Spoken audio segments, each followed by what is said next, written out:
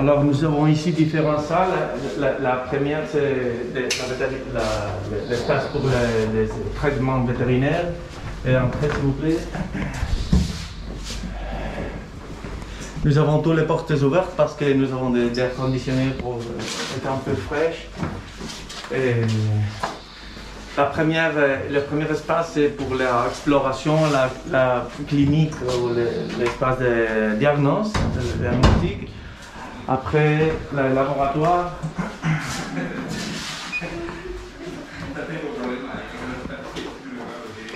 Comme vous avez vu, nous travaillons pas seulement avec tortues, mais aussi avec des amphibiens, lézards, serpents, etc.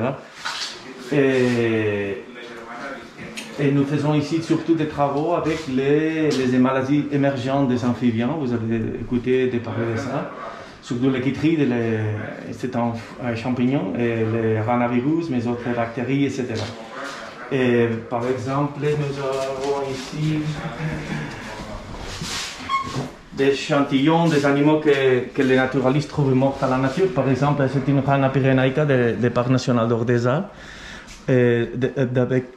Il appartient à un lieu où il y a beaucoup de mortalité par ranavirus.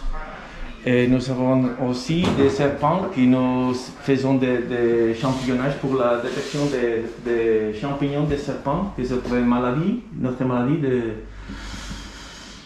des champignons qui l'origine est les États-Unis. Les 2005-2006 sont les premiers cas et nous avons des Malpolon, oui. Mais les cas sont détectés en Europe, en Suisse et je crois en République tchèque, mais pas encore dans la péninsule ibérique et pas encore en France, je crois. Mais nous sommes en train de collaborer avec l'Université de Virginia aux États-Unis. Ils font les PCR de détection de ces champignons. Parce que je crois que la maladie, on va trespasser les Pyrénées dans les prochains mois. Bientôt. Et pourtant, je travaille avec surtout des maladies émergentes qui affectent la population naturelle des animaux. Par exemple, les chytrides et les virus des amphibiens, les champignons de serpents, et aussi nous avons détecté des virus dans les tortues d'Hermann sauvages à les populations sauvages ici en Catalogne. Vous avez visité les CRT? Si. Oui. Ce travail nous sommes en train de faire avec eux. Et alors, tous les appareils que vous voyez ici, l'échographie, le microscope, la salle d'anesthésie, etc., sont avec des aides universitaires, économiques, universitaires. Et pour certains projets, par exemple, le dernier projet que nous avons, c'est l'Ectopir, un projet avec les copains français, des Molis, la station scientifique, qu'ils ont une grotte avec des protés. Oui. Alors nous avons fait un travail ensemble pendant 3 ou 4 années. Et c'est pour ça que nous avons pu acheter des appareils différents, par exemple lecteurs de pouces ou des autres microscopes, etc. Alors nous avons toute la salle de diagnostic à conséquence de différents projets. Si nous n'avons pas le projet, alors nous ne pouvons pas acheter l'appareil. Ça fonctionne différent qu'une clinique vétérinaire. Dans une clinique vétérinaire, premièrement, tu achètes l'appareil et après, on va l'amortiser. Mais non, ici, c'est différent. D'accord? Nous avons plus ou moins 150 collaborateurs. Alors, une des choses que nous faisons est mettre à disposition des collaborateurs notre clinique. Mais elle ne fonctionne pas comme une clinique privée. Okay. On voit les archives que nous avons ici. Un autre projet que nous avons fait pour acheter cet appareil ici, c'est une collaboration avec les centres et une fondation qu'on appelle François Legat à les îles Maurice et l'île Rodriguez à l'océan Indien, avec un projet d'élevage en captivité de de radiata, aldabra et inifora. Ce sont les trois espèces qu'ils ont là. Et par exemple, nous avons ici des images des ovaries, des inifores, parce qu'ils ont besoin de les extraire avant de mettre à faire la reproduction, l'élevage captivité. Et c'est pour ce projet que j'ai acheté l'échographe, c'est portable, je peux le porter là. C'est un projet qui marche bien parce qu'ils font l'élevage. Je crois que chaque année ils ont 300 plus ou moins 300 aldabra et 300 radiata qu'ils sont en train de les relâcher en différentes îles autour de l'île Maurice, l'île principale. Par exemple, l'île aux Aigrettes et l'île Ronde sont les deux îles principales. Et aussi à Rodriguez. Ils sont avec une convention, agreement, un accord avec le gouvernement de Madagascar pour avoir les inifora aussi. C'est Owen Griffiths, hein? Owen Griffiths, yeah. Monsieur Owen. Oui. Tu as été là-bas? Tu as été à Rodrigue? J'étais, la dernière fois, il était 2014, je crois. 2014, non, 2015.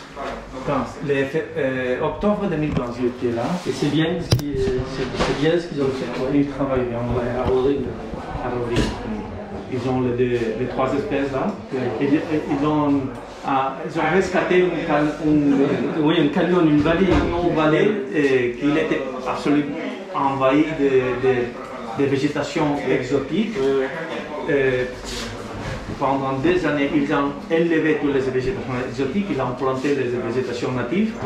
Et après, quand la végétation a commencé à grandir, ils ont réintroduit les aldabres. C'est incroyable le paysage. C'est comme faire une promenade dedans des Jurassic Park, c'est quelque chose comme ça. Et tout plein de tortues géantes, de césailles. Ils ont une part avec seulement des radiata et l'autre part, la petite partie du parc avec l'aldabra. Mais les inifora, ils ont en enclosure fermée. Et il y en a beaucoup d'inifora? Je crois 12 animaux. Ils sont tous saisis par la police. Oui. Et je crois qu'ils ont les premiers nés en captivité l'année dernière, des inifora. Oui. Et en Gonoka.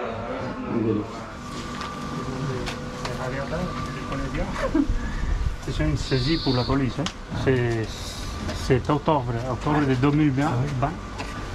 On saisit 7 exemplaires comme ça. On les verra après. Ils sont comme ça. C'est radiata, Indotestudo, Gigantea, Aldabra-Kelly. Il y a un peu de tout des animaux. Chez un particulier? En particulier. Un trafiquant. Ah, un trafiquant. Oui, de la Catalogne. De Catalogne. C'est une opération à niveau de tout l'espace espagnol. Il y avait 3-4 personnes qui c'est une red, oui. No sé cómo se llama en français. Ils ont en collaboration 4 personnes qui font la commercialisation de tous ces animaux. C'est une saisie aussi. Dans les papiers falsifiés, ils sortent que l'origine c'est la France, de modernisme. Oui.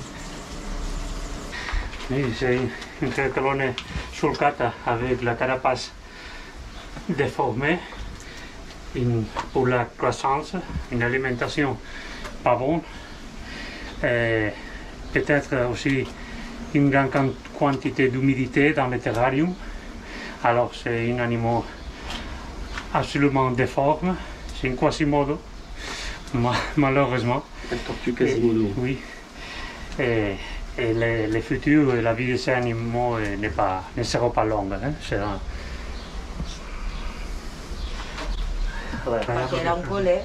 Les formations, c'est pas moi, c'est la tortue.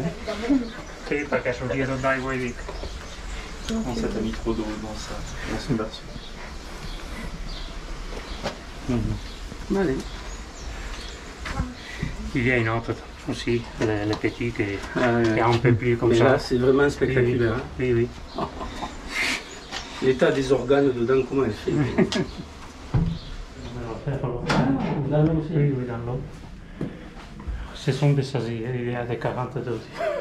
42 Ça vous marche bien? Oui. Des adultes, des juvéniles.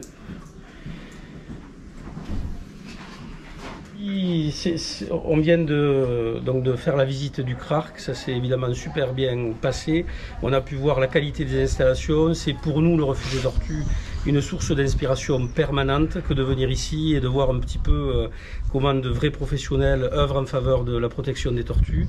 En tout cas, merci à tous les deux.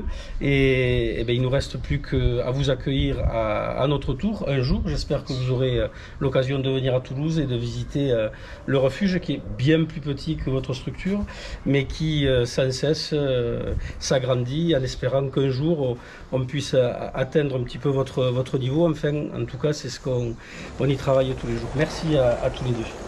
Merci à vous Merci pour à votre vous. visite.